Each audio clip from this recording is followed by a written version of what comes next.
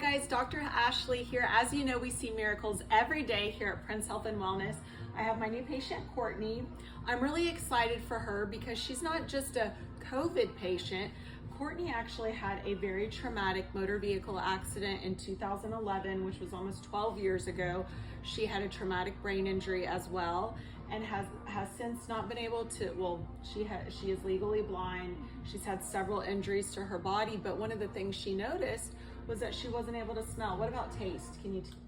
I can taste. It's just a little limited. Okay, but smelling is the big thing. Okay, so she's a wild card. We're gonna see what happens. So I'm gonna give you the strongest one first. I want you to smell your hand. Smell it. Okay, would you have been able to smell that before? Probably not as good. No, it would have been limited. Okay, it would have been limited, so that's good. Let's do a lighter fragrance on the other one. Okay. Okay. This is much lighter.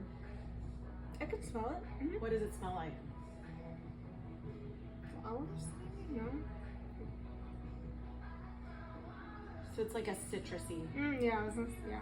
Okay, and then this is the lightest. Okay. Okay, so this is, I'm gonna put this under your nose.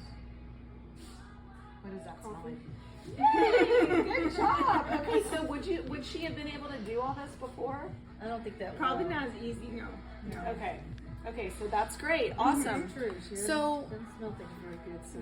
Okay, so this just happened. I just did an adjustment on her. Of course, we made sure we took images. We always take images here and do EKGs to make sure that the patient is safe to adjust. Courtney, even though she had gone through a lot of trauma, she's totally safe to adjust, and we did that. And you know, these are the results that we see. After traumatic brain injury, she still had a change with the adjustment. So guys, if you know someone that has had an injury to their brain from a motor vehicle accident, they're struggling with widespread pain, you need to come in and see us. God bless you.